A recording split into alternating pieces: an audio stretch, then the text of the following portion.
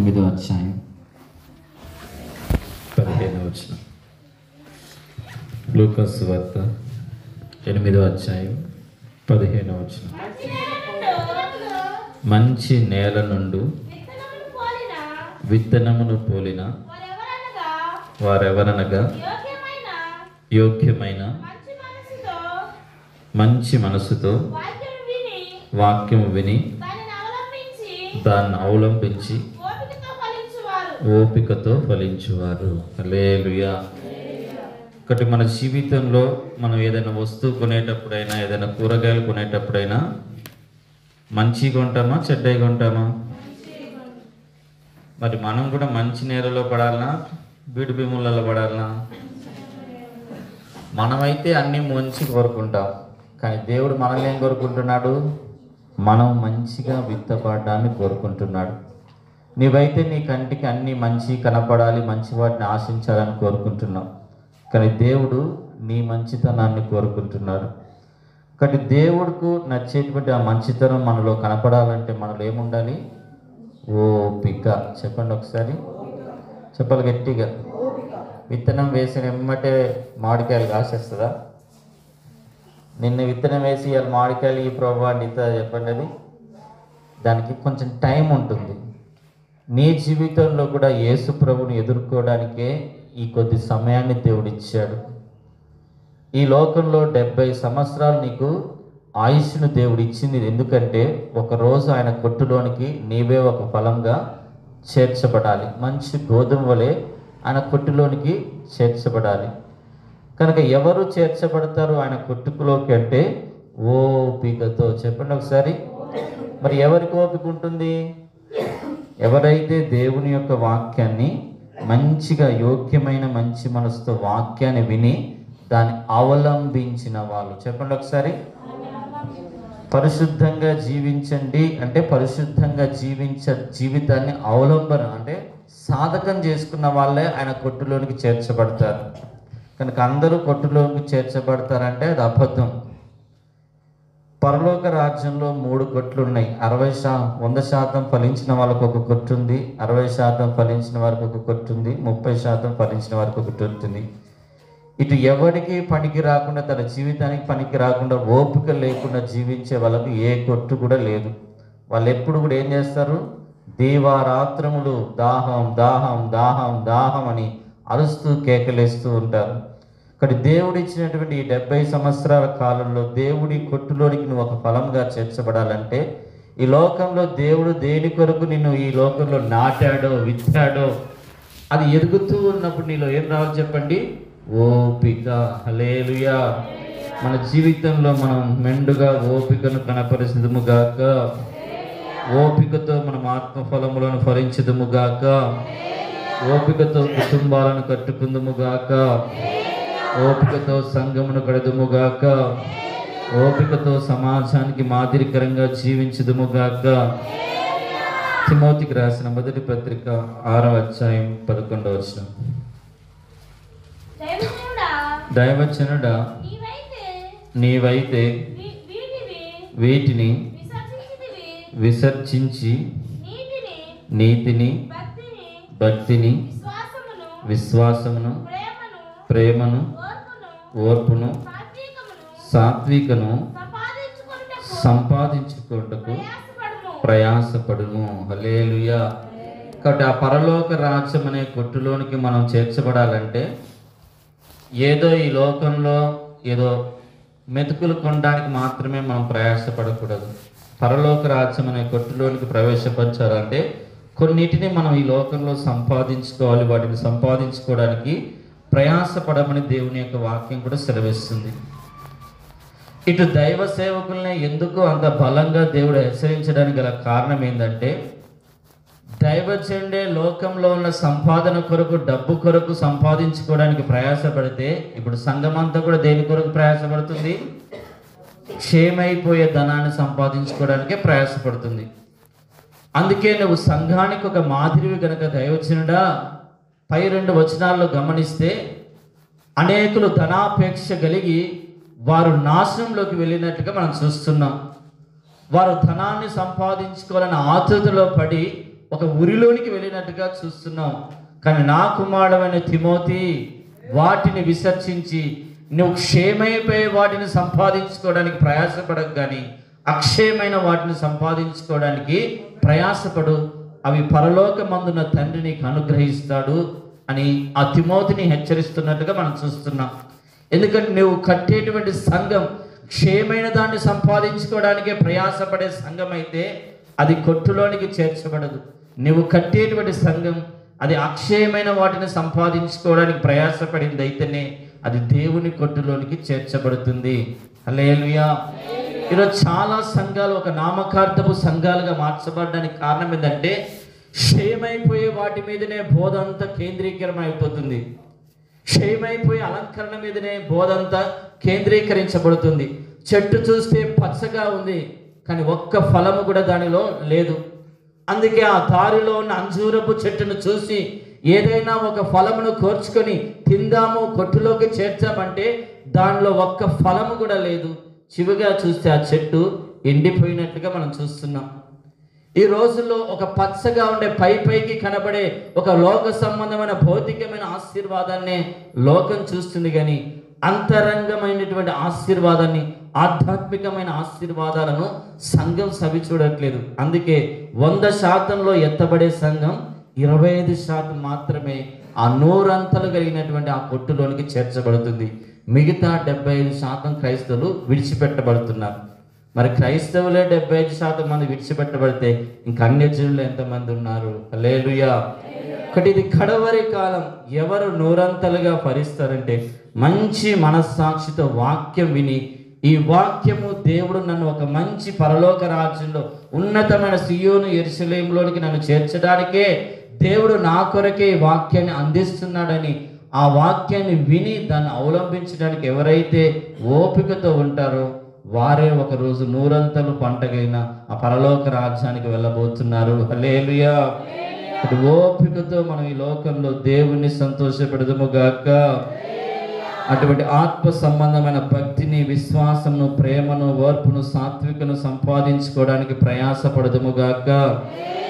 హెబ్రీయులకు రాసిన పత్రిక 6వ అధ్యాయం 15వ వచనం. ఆ మాట నమ్మి అతడు ఓర్పుతో సహించి ఆ వాగ్దాన ఫలమును పొందెను. హల్లెలూయా. ఒకటి, 2025 సంవత్సరంలో దేవుడు మనకు వాగ్దానాలు చేసి ఉన్నాడు.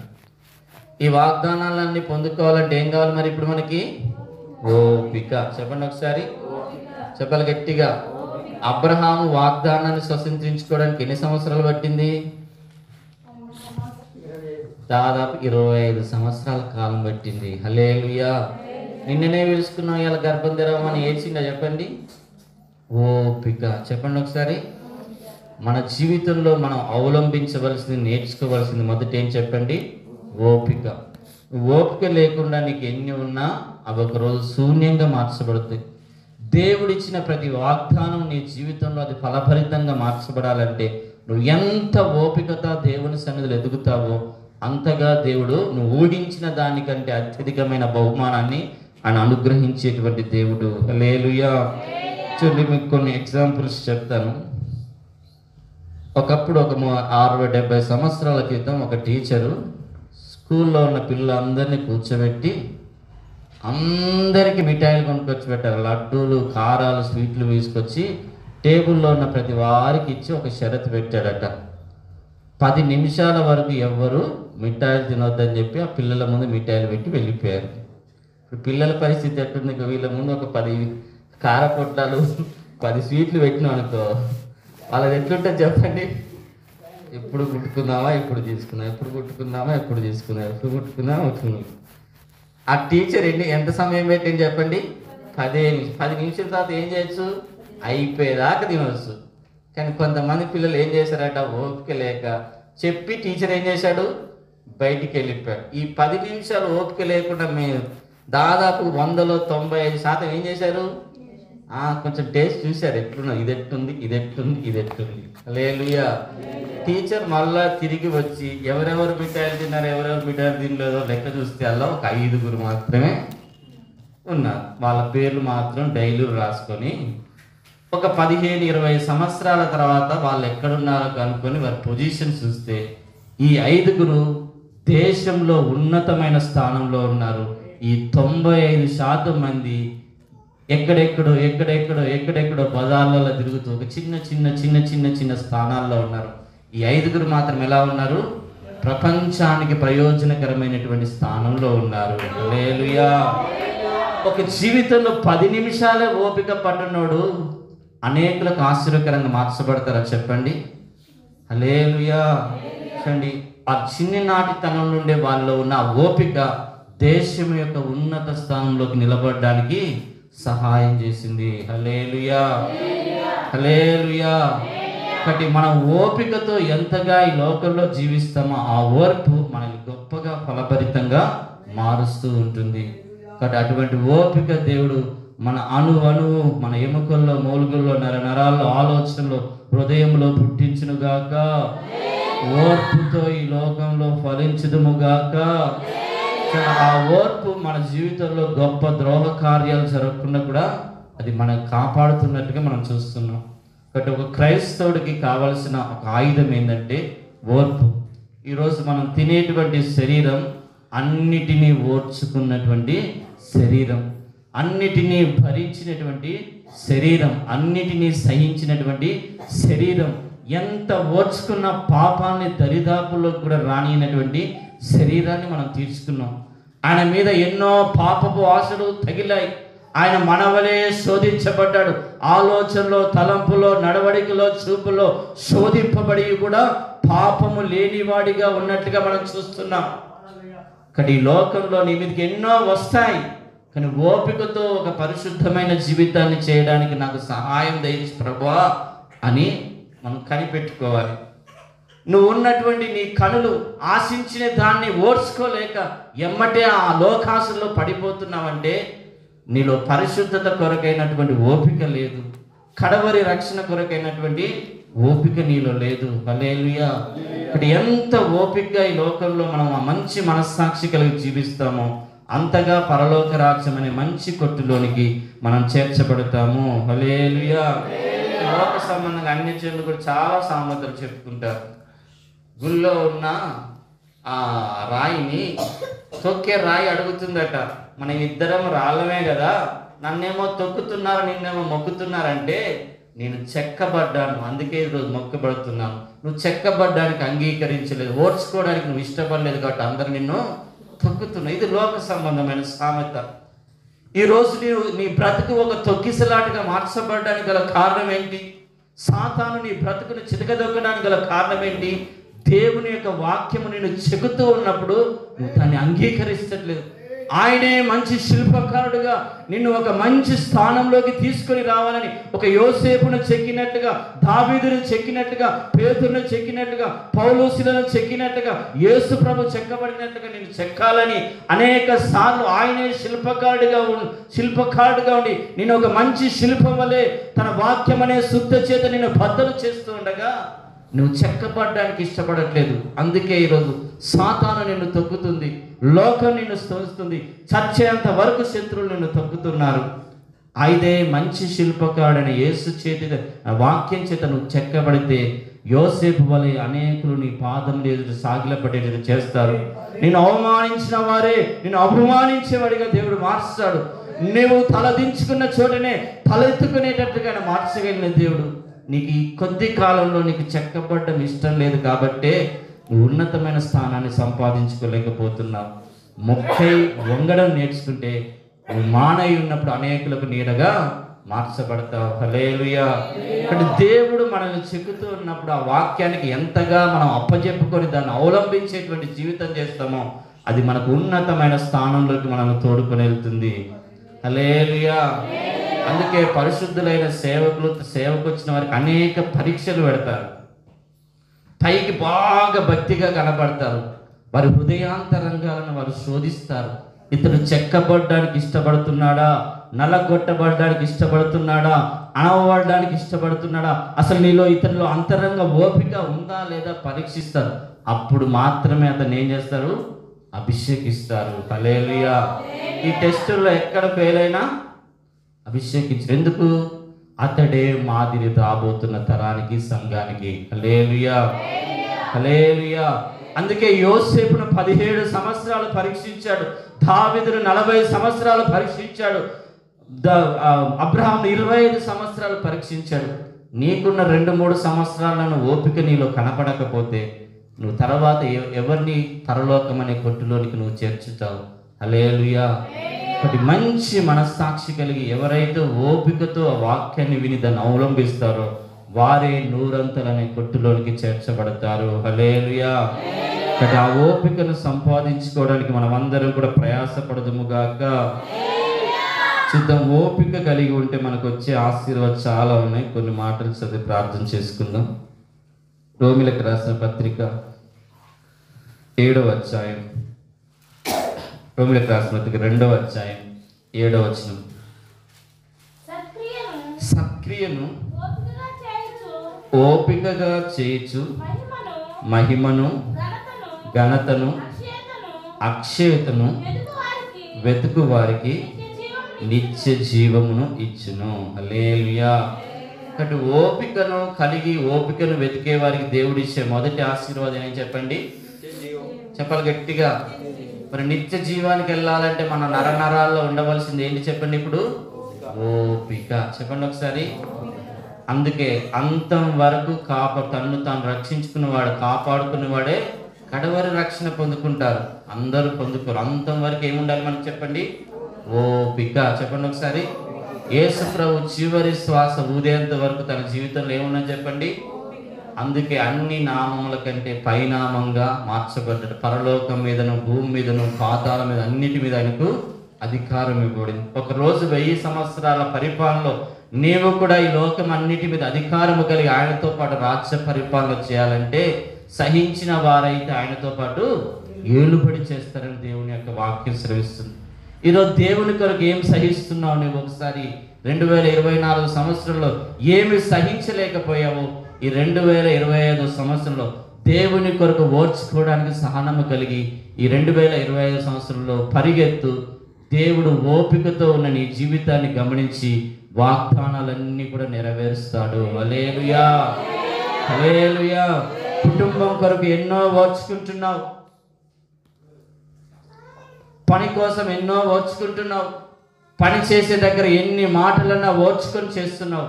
కానీ నిన్ను సృష్టించిన సృష్టికర్త కొరకు ఏదైనా ఓర్చుకొని దేవుని కొరకు నువ్వు పని చేయగలుగుతున్నావా? హల్లెలూయా. బట్ ఎంత ఓపిక కలిగి మనం దేవుని సన్నిధిలో ఎదుగుతామో మనకు వచ్చే మొదటి ఆశీర్వాదం నిత్య జీవము. హల్లెలూయా. కాబట్టి ఓపికతో ఆ నిత్య జీవాన్ని మనం స్వతంత్రించుకుందాము గాక. చచ్చిపోయే సమయంలో ఏమొచ్చిందో దొంగకి చెప్పండి?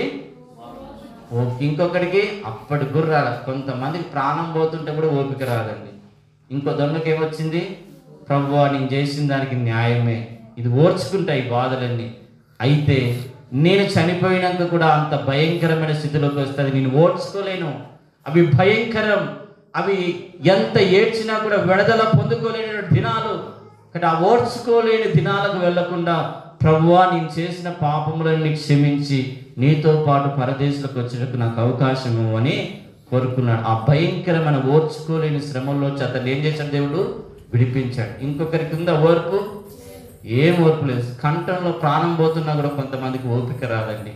సత్యంతగాక రాదు.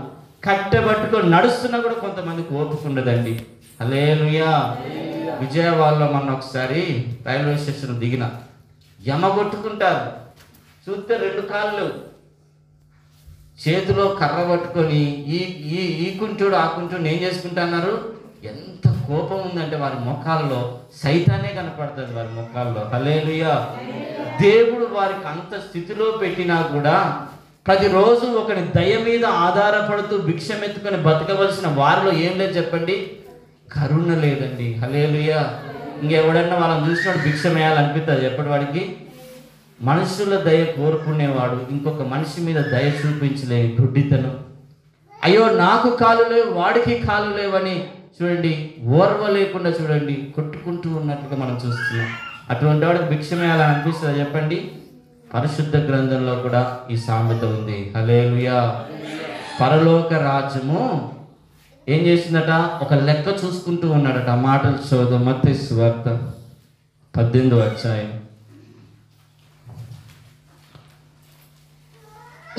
21వ వచనం చదువు. ఆ సమయమున పేతురు ఆయన యొద్దకు వచ్చి, ప్రభువా, నా సహోదరుడు నా ఎడల తప్పిదము చేసిన ఎడల నేనెన్ని మారులు అతన్ని క్షమించవలెను? 7 మార్ల మటుక అని అడిగాను. అందుకు యేసు అతనితో ఇట్లనెను, 7 మార్లు మటుకే కాదు, 70 ఏళ్ళ మార్లు మటుకని నీతో చెప్పుచున్నాను. కావున పరలోక రాజ్యము తన దాసుల యొద్ద లెక్క చూచుకొని కోరిన ఒక రాజును పోలి ఉన్నది. అతడు లెక్క చూచుకొన మొదలుపెట్టినప్పుడు అతనికి 10,000 తలాంతులు అచ్చి ఉన్న ఒకడు అతని యొద్దకు తేబడెను. హల్లెలూయా. ఇప్పుడు పేతురుకు బుద్ధి తీసుకురావడానికి, పేతురులో ఒక రూపాంతరపు అనుభవం తీసుకురావడానికి యేసుప్రభు ఏం చేస్తున్నాడు? ఇప్పుడు ఒక పరలోక రాజ్యాన్ని ఒక ఉపమానంతో పోలుస్తూ పేతురుకు అక్కడ చెబుతూ ఉన్నట్టుగా చూస్తున్నాం. పేతురు, నీకెప్పుడు దుర్స్వభావమే, ఎప్పుడూ తొందరపడే స్వభావమే, ఎక్కడ సందు దొరికితే వాడిని కత్తితో నరుకుదామనే చూస్తున్నావు, వాడి చెవులు తెగ నరుకుదామనే చూస్తున్నావు. ఇదిగో పరలోక రాజ్యాన్ని గురించిన ఒక ఉపమానం చెప్తున్నాను, విను అని చెప్పి, ఇదిగో 10,000 తలాంతులు అప్పు కలిగినటువంటి ఒక దాసుడు ఆ అప్పిచ్చినటువంటి యజమాని దగ్గరికి వచ్చినప్పుడు, నాను ఇచ్చినటువంటి 10,000 తలాంతులు నాకు ఇవ్వు అంటే ఆ దాసుడు అంటాడు, ఇవి ఇవ్వడానికి నా దగ్గర స్తోమత లేదు అంటాడు. అప్పుడు ఆ రాజు ఏమంటున్నాడు, నీకు కలిగినది నీ భార్యను నీ పిల్లలను అమ్మి నా అప్పు తీర్చమని అడిగాడు. అప్పుడు ఆ దాసుడు ఏం చేస్తున్నాడు చెప్పండి? కాళ్ళ దగ్గర సాగిలపడి, కొద్దిగా నన్ను ఓర్చుకొనుము, నీ అప్పంతా తీర్చేస్తాను. హల్లెలూయా, హల్లెలూయా. భార్యలను పిల్లలను ఉన్నదంతా అమ్ముకోమని చెప్పిన వాడు ఏం చేశాడు? ఓర్చుకొని కొద్ది కాలం సమయం ఇచ్చాడు. ఇప్పుడు ఇతడు ఎట్లా వెళ్ళాలి? ఒక కృతజ్ఞత హృదయంతో ఇంటికి వెళ్ళాలి. వెళ్తూ వెళ్తూ వెళ్తూ వెళ్తూ ఏం చేశాడు? నేను ఎంతమందికి అప్పిచ్చానని జ్ఞాపకం చేసుకుంటూ, అరే నా అప్పు క్షమించాడే అని ఆలోచించకుండా, నేను ఎంతమందికి అప్పిచ్చానని ఏం చేస్తున్నాడు ఇతడు?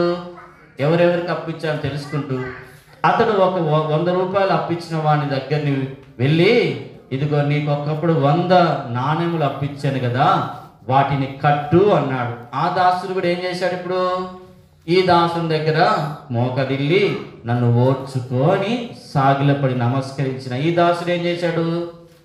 మరి నేను 10,000 తలాంతులు అప్పు ఉంటే ఆయన నన్ను క్షమించాడు కదా, మరి ఈ 100 అప్పులు ఉన్నవాడు కూడా నా ఎదురు సాగిలపడినప్పుడు నేను క్షమించాలని మనసు లేకుండా ఏం చేశాడట?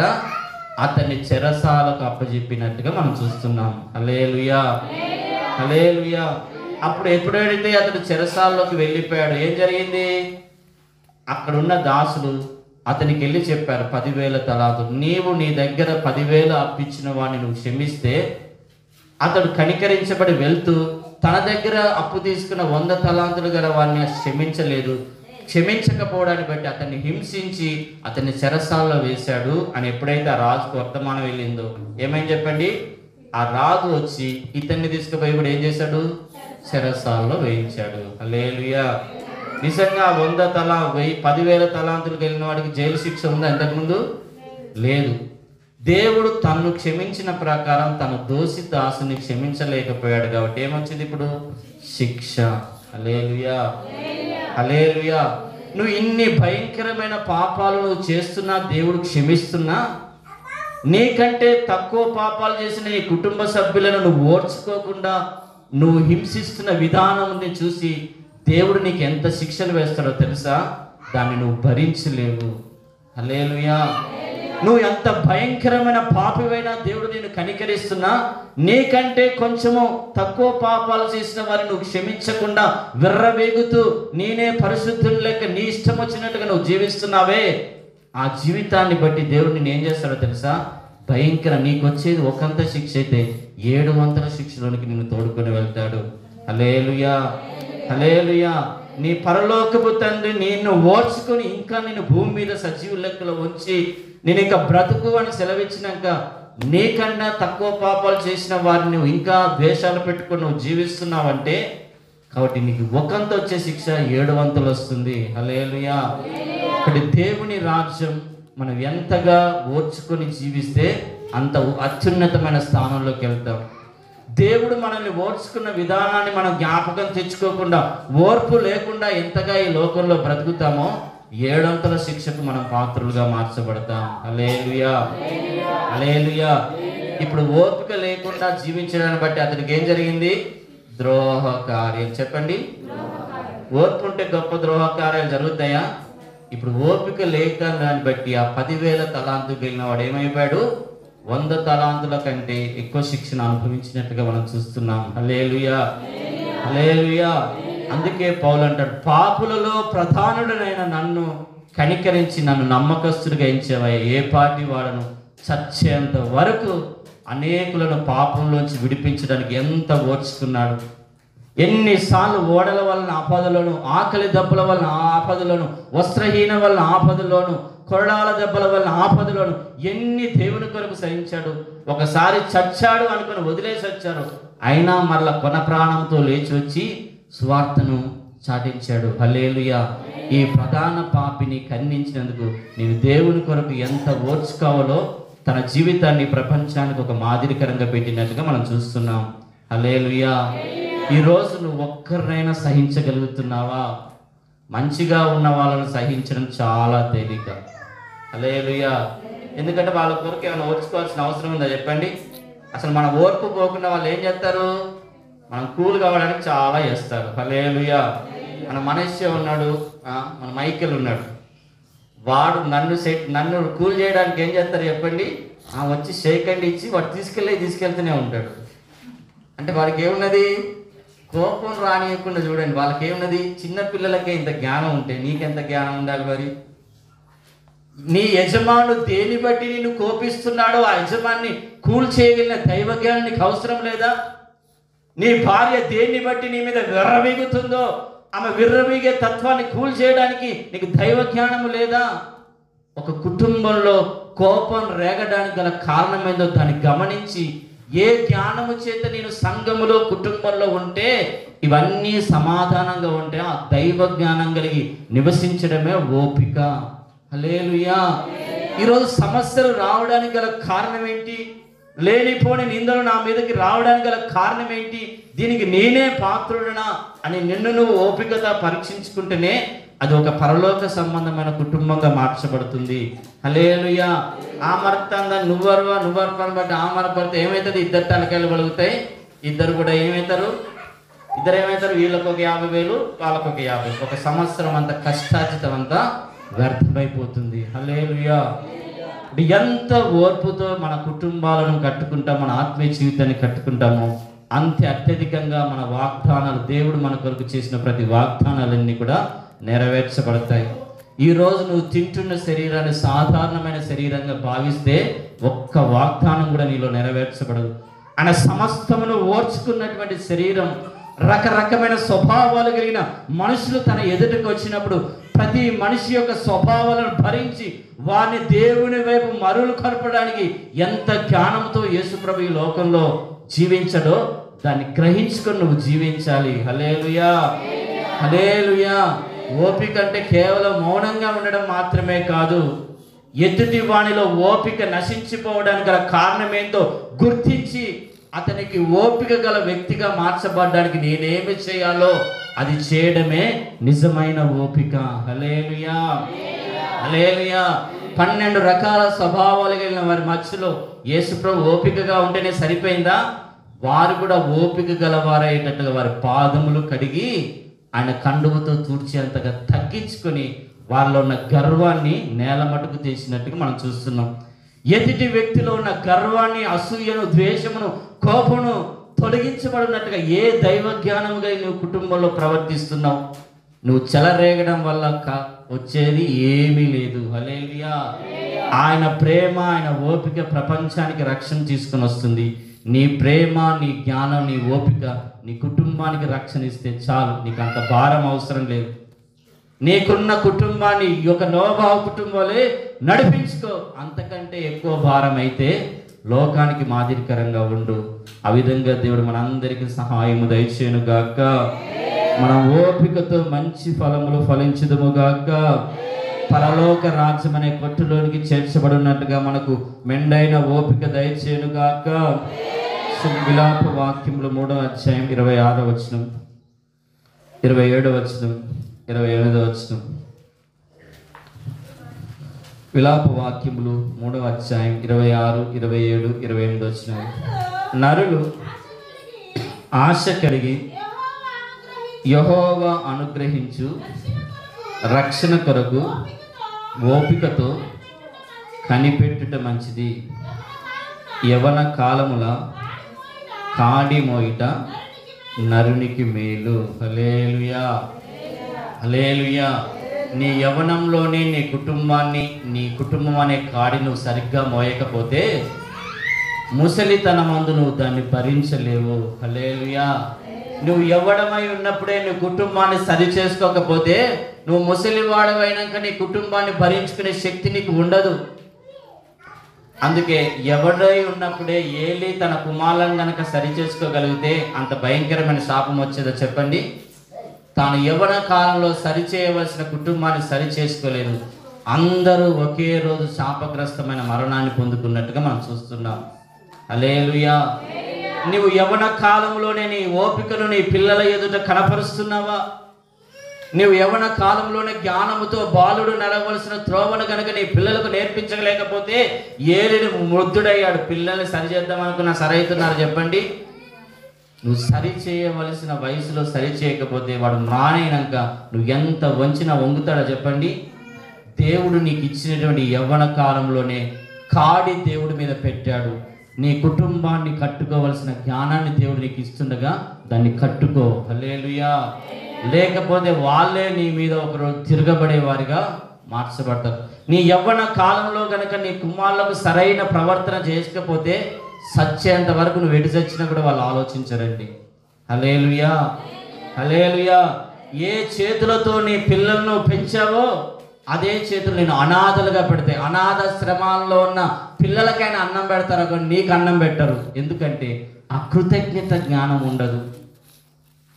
ప్రపంచంలో స్థలం ఎక్కడ లేకున్నా తన గర్భంలోనే స్థానం ఇచ్చినటువంటి ఆ కుమారుడు ఇప్పుడు నీకే స్థానం లేకుండా ఈ లోకంలో నిన్ను విడిచిపెడతాడు. ఎందుకో తెలుసా? నీవు యవ్వనుడై ఉన్నప్పుడే శ్రేష్టమైన భక్తిని నీ పిల్లలకు నువ్వు నేర్పించలే. ఆ భక్తిని అలవర్చుకున్న యోసేపు అంటాడు, నేను నిన్ను నీ పిల్లలను పోషిస్తాను అంటున్నాడు. హల్లెలూయా, హల్లెలూయా. ఈరోజు నీ పిల్లల్ని సరిగ్గా దైవభక్తిలో పెంచకపోతే ఏ పిల్లలకు నీ గర్భంలో నువ్వు స్థానం ఇచ్చావో ఆ పిల్లలే తన ఇంట్లో కూడా నీకు స్థానం ఇవ్వరండి. హల్లెలూయా. కనీసం కొంతమందికి అయితే మూలలో కూడా స్థానం మీరు అనాథాశ్రమాల్లో ఈరోజు ఒడిచి పెడుతున్నారు. కారణం ఏంటి? యవ్వన కాలంలో కాడి, దేవుని యొక్క కాడి నీ మీద మోపుకోలే. లోక కాడి బాగా మోసుకున్నావు. బిల్డింగ్లు కట్టించాలి, పిల్లల్ని మంచిగా చదివించాలి, పిల్లలకు మంచి పెళ్లిళ్ళు చేయాలి, పిల్లల్ని ఉన్నతమైన స్థానంలో పెంచాలని లోక కాడిని పెట్టుకున్నావు. కానీ దైవ కాడిని నీ మీద పెట్టుకొని బాలుడు నడవలసిన త్రోవను వారికి నేర్పించలే. అందుకే ఈరోజు నీ వృద్ధాప్యంలో నీ పిల్లలను బట్టి నువ్వు కన్నీరు కార్చవలసిన పరిస్థితి వస్తుంది. హల్లెలూయా, హల్లెలూయా.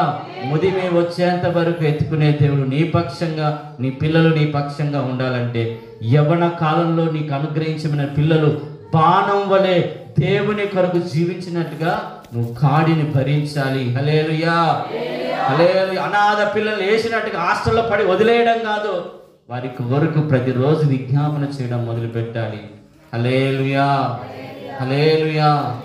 ఎంతగా మన కాడిని యవ్వన కాలంలో మనం మోస్తామో ఒక ప్రయోజనకరమైనటువంటి భవిష్యత్తును మనం మన పిల్లలకు ఇవ్వగలుగుతాం. ఒక మాదిరికరమైన కుటుంబాన్ని ప్రపంచానికి ఇవ్వగలుగుతాం. హల్లెలూయా.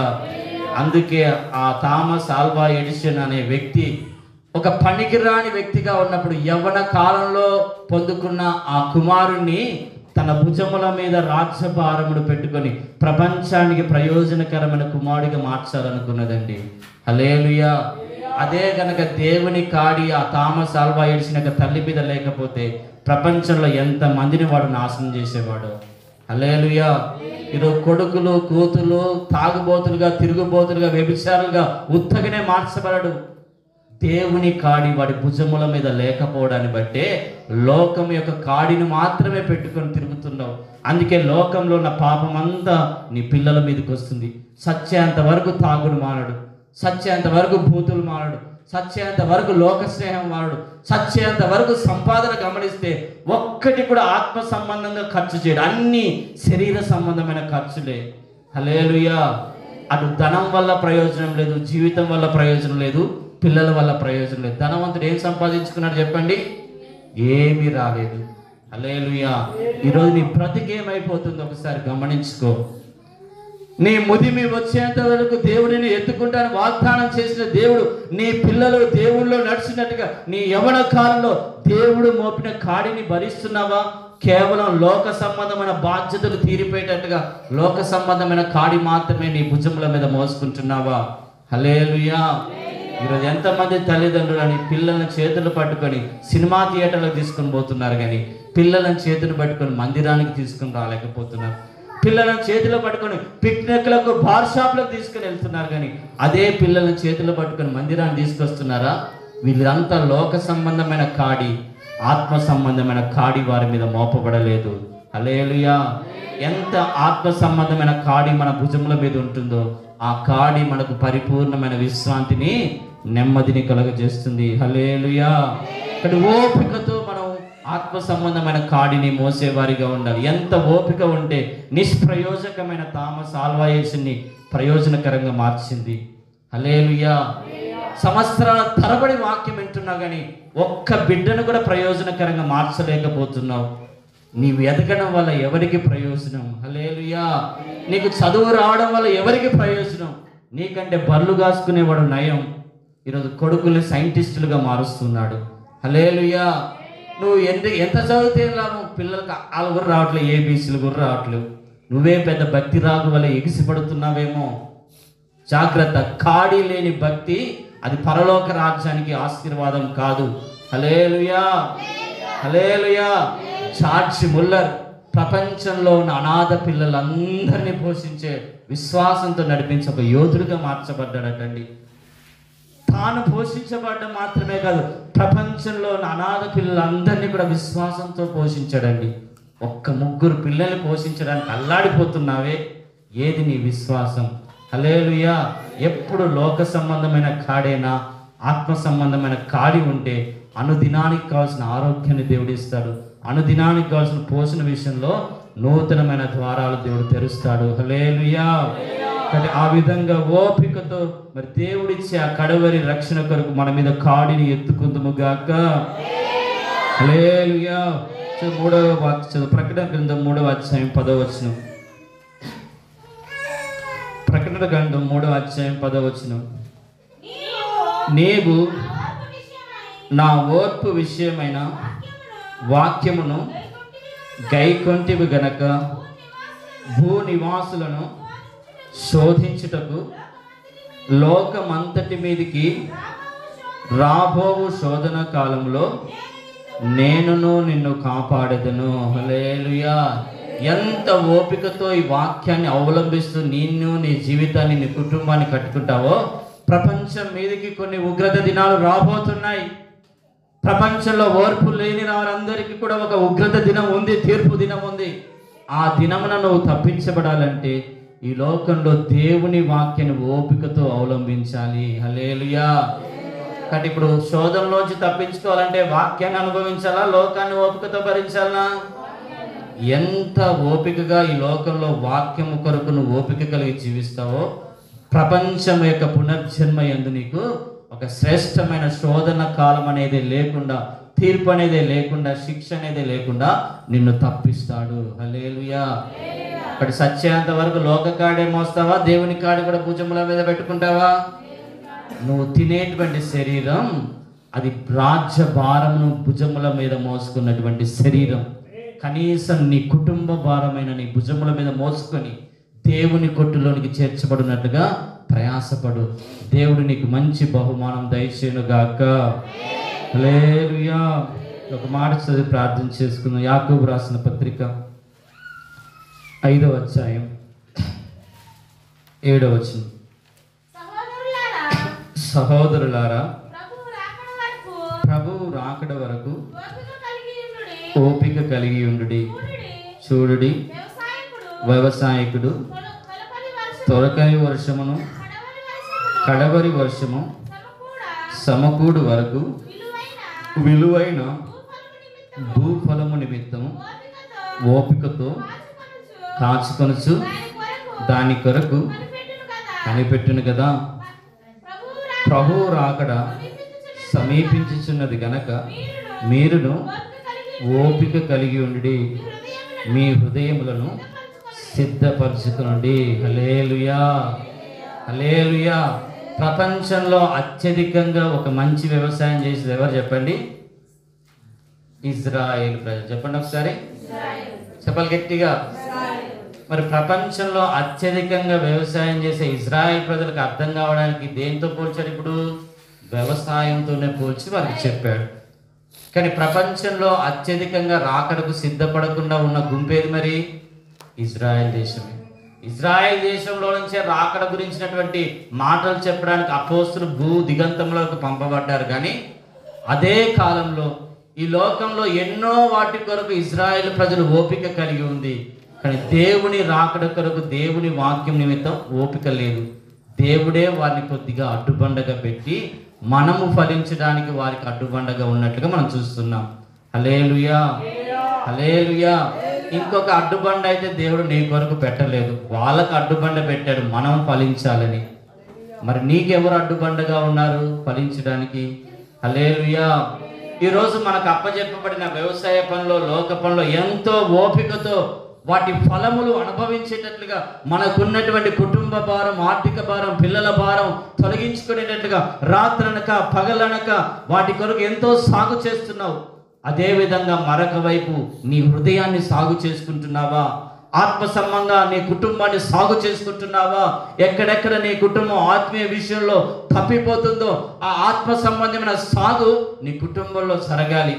భౌతికమైన సాగు మాత్రమే ఉంటే ఈ భౌతిక లోకం వరకే సరిపోతుంది. ఆధ్యాత్మికమైన సాగు, ఆధ్యాత్మికమైన వ్యవసాయం మనలో కూడా జరగాలి. ఎందుకు? మనమా కొట్లోకి చేర్చబడేది వడ్ల గింజలా?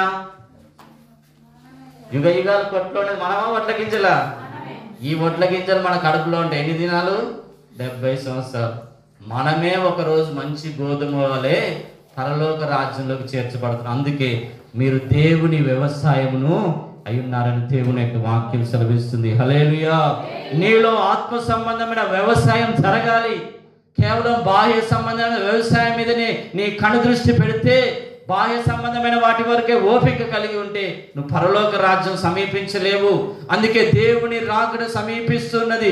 ఓపిక కలిగి ఒక ఆత్మ సంబంధమైన వ్యవసాయం దేవుని కట్టులోనికి నీవే ఒక మంచి ఫలముగా, మంచి గోధుమలో చేర్చబడినట్లుగా నీ ఆత్మీయ జీవితాన్ని తున్నుకో, సాగు చేసుకో, దానికి నీరు కట్టు, దానికి ఎరువై, దాని మీద వర్షము కురిపించబడినట్టుగా కడువరి వర్షము చేత తడపబడి దేవుని రాకలు ఎత్తబడినట్లుగా ఒక ఆత్మ సంబంధమైన వ్యవసాయం నీ జీవితంలో జరగాలి.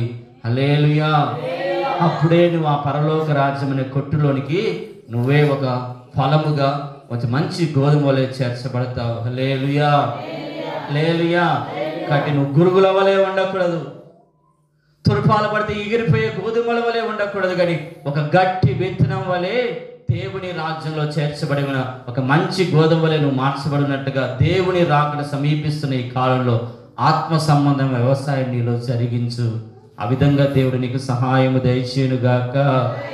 నిశ్చయంగా ప్రభు రాకడ కొరకు మీరు ఓపికతో ఫలించుదురుగాక.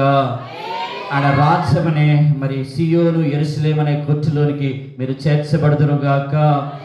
ప్రభు కృప మీకు తోడైండి ఆయన రాకడ పర్యంతం ఓపికతో జీవించడానికి మీకు సహాయము దయచేయునుగాక. ఇప్పుడు కళ్ళు మూసుకుని బల్లాల్లో పాల్గొన్న వాళ్ళు మరొక క్రమంగా కూర్చుకొని సిద్ధపడి ఉండండి.